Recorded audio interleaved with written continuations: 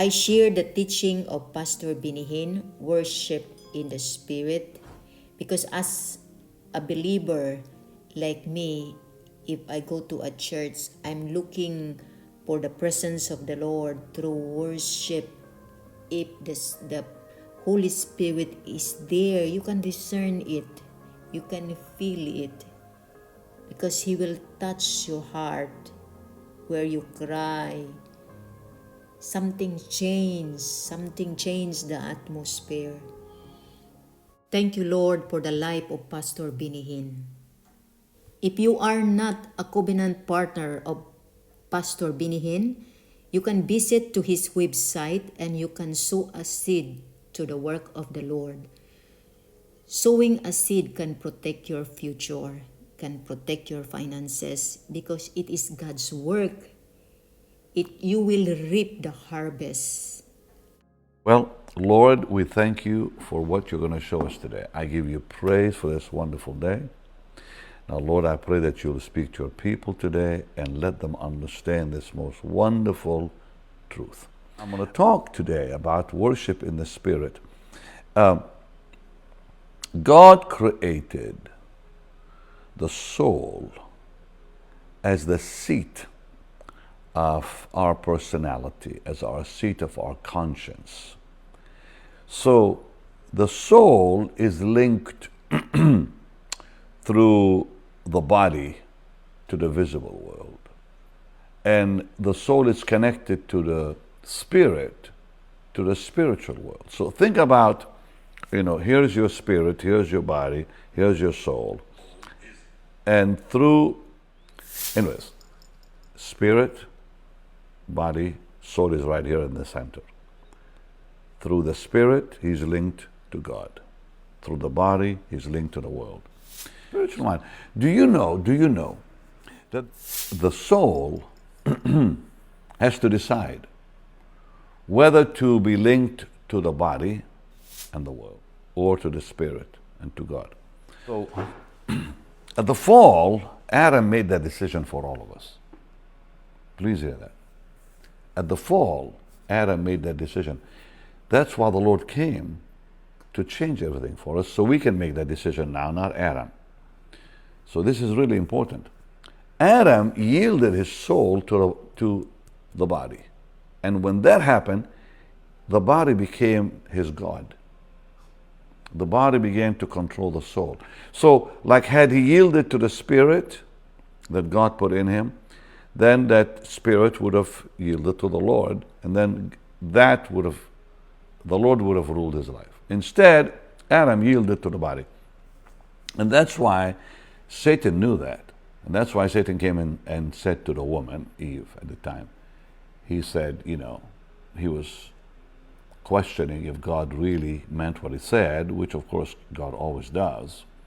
And when Adam yielded to that temptation, he was really yielding to the body. Because remember, she saw it was pleasant to the eye. It was something the body wanted, the fruit, I mean. And then he saw the same. He yielded to that, and he came under its bondage. And ever since then, humanity has been a slave to the body. Those that don't know the Lord have been slaves to the body. And the spirit of Adam, the minute he yielded to his body and the body became his boss, his spirit lost its destiny, and his spirit died. So think about, the spirit of Adam lost its destiny in God, its place in God, and its rule and its authority. And the spirit became dormant, a dormant dead power. And the spirit of man became basically a struggling captive instead of that ruling principle in the life of man. Because now the body became the boss. The body became the ruling principle, the king, the body. And today, to this day, humanity is ruled by what the flesh wants, what the body wants. And so since then, man has been called what? The natural man. And in the Bible, if you look at 1 Corinthians, let's look at 1 Corinthians. We're going to look at chapter 2. We're going to look at verse 14. This is really, really good and important that we understand how the Word of God looks at humanity. It says, "But the natural man receiveth not the things of the Spirit of God. They're foolishness to him." So you see now, when you and I were saved, we stopped being the natural man. So I and you are no longer controlled by our body, because what happened is, when our spirit was born again, when our spirit came back into its place of authority, we yielded our spirit to the Lord.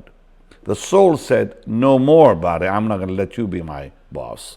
And the soul, we were saved. That's what means by my soul was saved. Saved from what? Saved from the rule of the world.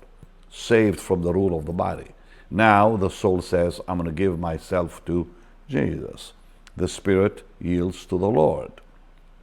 Now the Lord rules our life, not the body ruling our life. But still talking about the natural man, that's what Paul called him, because the soul, now choosing the body, chose all the attributes that belong to the body, to the flesh, and came under what? Its power. So to this day, when you read the Bible, you have to see the many different scriptures about the spirit and the soul.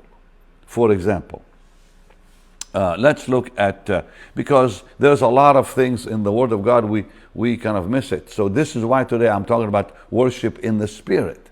Because many people who say they're worshiping are actually worshiping in the body, but it's not true worship. Because Jesus said that the Father seeks those who worship in spirit. So a lot of the worship today that you hear is worship is not true worship. It's physically born, flesh born, the mind is involved, the flesh is involved. It's all really emotional. So it's not spiritual worship. They call it worship, but it's not. And I'm going to show you the difference today. But first, let's look at this.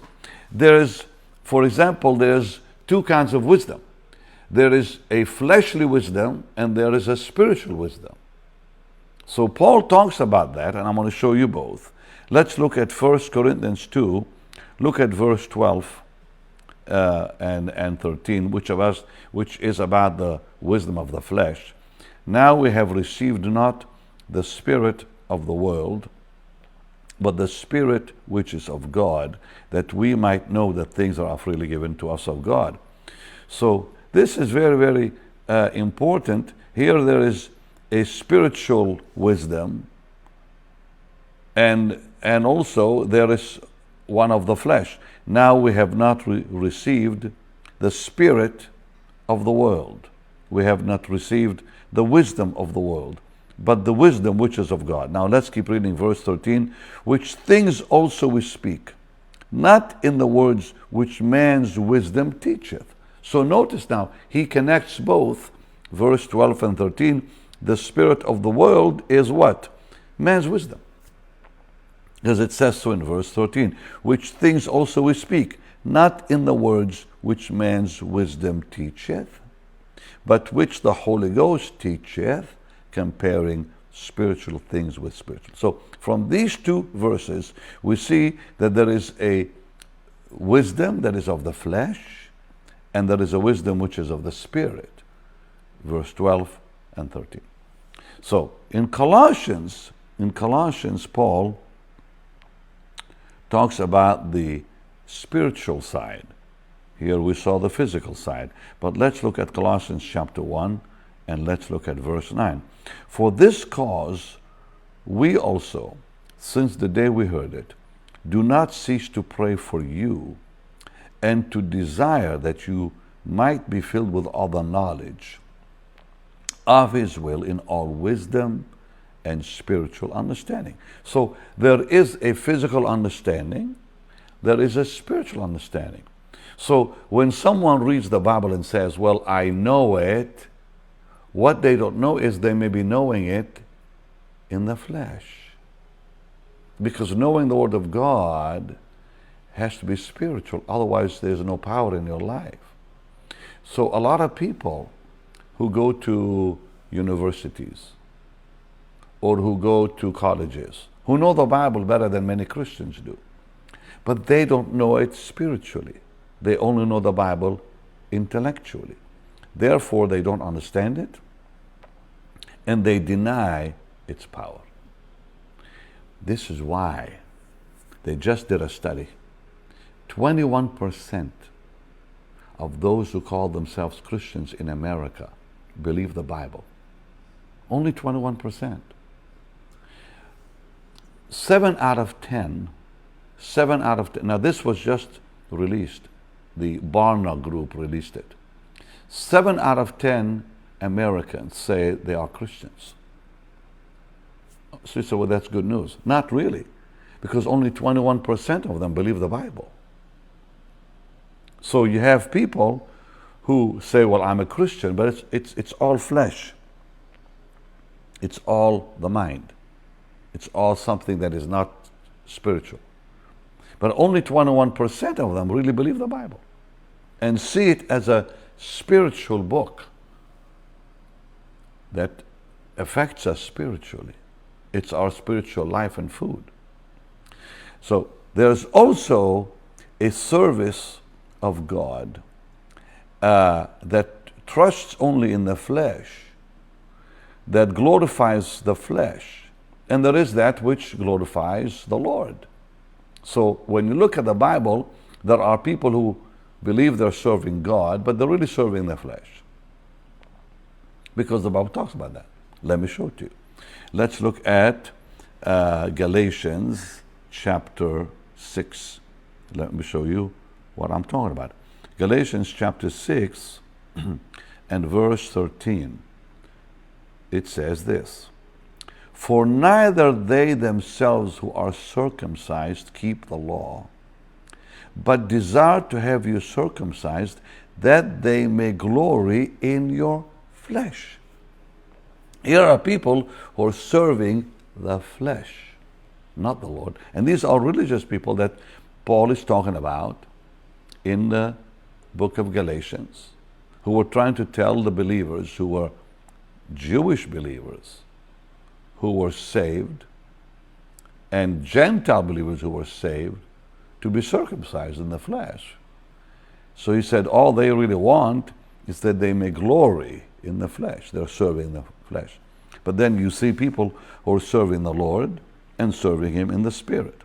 So you look at Philippians chapter 3, and then you look at verse 3, and here's what it says: For we are the circumcision, which worship God in the Spirit. So you see in Galatians there are people who are getting circumcised, who are religious, but they're really worshiping or serving God, I should say, in the flesh. But Paul says we are in Philippians. So Philippians chapter 3 verse 3, we are the circumcision which worship God in the Spirit. And we rejoice in Christ Jesus, and we have no confidence in the flesh. We don't trust the flesh. We don't want the flesh to have any part of our walk with God. So there's also a fleshly mind. There are actually 3 minds in each one of us. You and I have 3 minds. We have the brain, which is totally connected to the physical world. Then we have the soulish mind. And that soulish mind is connected to our emotions and the things of the soul. And then you have the spiritual mind. So Paul says, renew the spiritual mind. When Paul says renew your mind, he wasn't saying renew your brain.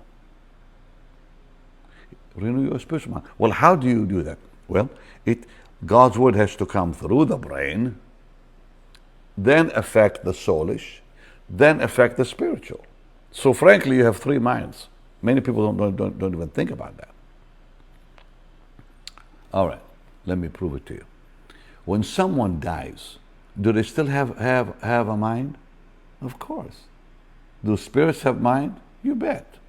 Do demons have mind and intellect? You bet. Do angels have mind? Of course. They have intellect. So just because a body is dead, it doesn't mean that the mind is gone. And then you have demons, or you have people who die, unbelievers, who keep their mind. Which mind do they keep? The soul. You got it. But the spiritual mind is dead in them, because the spiritual mind died with the fall of man. But our mind came alive when our spirit came alive. The spiritual mind I'm talking about. Maybe someday I'll teach on that. It's a most fascinating subject. But there is a fleshly mind, there is a spiritual mind. So let's look at both of them. Colossians chapter 2, verse 18. We're looking at the mind of the flesh. It says, "Let no man beguile you of your reward in a voluntary humility and worshipping of angels, intruding into those things which he hath not seen, vainly puffed up by his fleshly mind." So here's a mind that is totally controlled by the flesh. Then you have one that's controlled by the Spirit. Same book, Colossians 1, verse 9, is what it says. "For this cause we also, since the day we heard it, do not cease to pray for you and to desire that you might be filled with the knowledge of his will in all wisdom and spiritual understanding." So here you have the spiritual mind. I'm going to get to worship now, because there is that worship which is totally of the flesh, and then there's that worship which is of the Spirit. Let's look at Colossians, same book, chapter 2, verse 18 and 23. Here Paul is talking about the worship that is completely of the flesh. He said, let no man beguile you of your reward. I just read this, but let's read it again. "In a voluntary humility and worshipping of angels, intruding into those things which he hath not seen, puffed up by his" what? Mind. And look at verse 23 again. He says, which are all to perish, which all are to perish, with the using, sorry, that's verse 22. Verse 23, "which things have indeed a show of wisdom in will worship and humility and neglecting of the body, not in any honor to the satisfying of the flesh." So here, again, there is a worship that is called of the flesh, also in verse 23. Now, how about worship in the Spirit? Well, you all know where it's found. John chapter 4. Well, the Lord says to the woman at the well that the Father seeks those who worship in spirit, not in the flesh. God is a spirit. I'm reading John 4:24. "And they that worship him must worship him in spirit and truth." So, only the Lord came to make that possible. So at the new birth, when you were born again and your spirit took command and yielded to God, now worship in the spirit really is quite possible. So, how did it begin? When the Lord gave us a new spirit. And to worship in the spirit is to worship in truth. So all worshipers are not true worshipers. All worshipers are not true worshipers, because true worship is when we yield our body and the Lord worships through us. Aha, you got it. So when I worship, it's all flesh. When Jesus worships through me, that's spirit. And that's in the Bible. That's in God's Word. But how do I get there? Well, I have to surrender to Him. Now, look what it says in the Psalms. Psalm 22. So that's why I tell you, a lot of the worship today is not true worship, because they are worshiping. They are not letting the Lord, the Holy Spirit, worship through them. Because it's called worship in the Spirit, not worship in the soul. It's not what I decide to worship. I simply yield to the Lord and He worships through me, and that worship becomes so alive and so real. Literally, Jesus becomes more real than my body, more real than my life, more real than my disease. That's when people are touched and healed. I've always said, if you want God to heal you, Let Jesus become more real than your disease, and you'll be healed. How? When you surrender to the Lord, He begins to worship through you, and at that moment, He will heal you. See, very few people talk about this. Very few people even understand what I'm talking about. But let's look at the Psalms. Psalm 22:22. I will declare your name unto my brethren. In the midst of the congregation, I'm going to praise you, Lord. That's Jesus talking. And confirmed in Hebrews chapter 2. That same portion is confirmed in Hebrew chapter 2 and beginning at verse 11. And of course, I'm going to tell you how it really all happens in just a minute.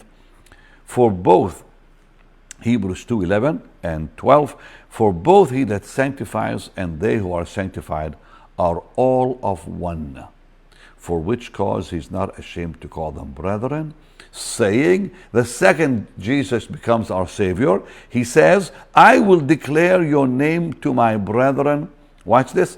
In the midst of the church will I sing praises unto thee. Meaning through the church. I'm going to praise you. Now let me tell you the difference. Do you ever feel an anointing when someone worships?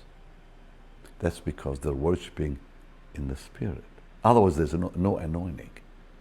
Do you ever hear people worship and it's just nothing but noise? Then it's the flesh.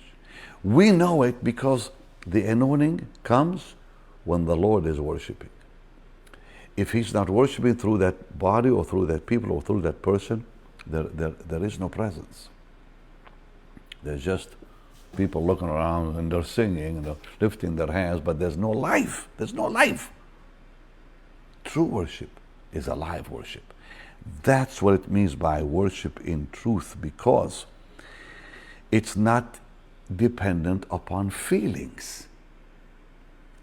So, honest worship. And there are many people, let me just say this, I think there are many people who are really honest worshipers, but the mind is occupied with it. The feelings are moved by it. Well, that's not spiritual. Because it's not truth. Truth is spiritual. And when people worship in truth, they're worshiping where the Holy Spirit has taken charge. How do we do that? We wait upon the Lord. It's like the same with prayer. There is prayers in the flesh and prayers in the Spirit. How do I pray in the Spirit? Wait upon the Lord till He quickens you, and then when He quickens you, He'll pray through you. Because it says, we know not how to pray in Romans, as we ought. But the Spirit Himself makes intercession for the saints with groanings that cannot be uttered. Cannot be uttered means it cannot be produced by the mind or the feelings. So, let the Lord do it. And when the Lord will do it, something will happen to you. You will begin to walk then in the Spirit. Because worship in the Spirit leads to walking in the Spirit. Well, now your life becomes spiritual and not carnal. So, wait. Let the flesh be crucified, and now allow the Holy Spirit to fill your heart with that blessed, afresh, spiritual worship. And you'll experience what I'm talking about. I've been there, okay? I've been there. And when I worship the Lord in the Spirit and when I pray, I wait, and then after I wait,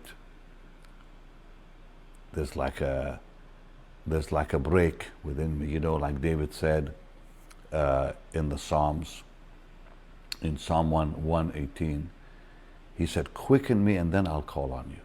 Quicken me and then I'll call. Well, it's the same thing. Quicken me and then I will worship you. Otherwise, it's not possible. Lord, bring them there.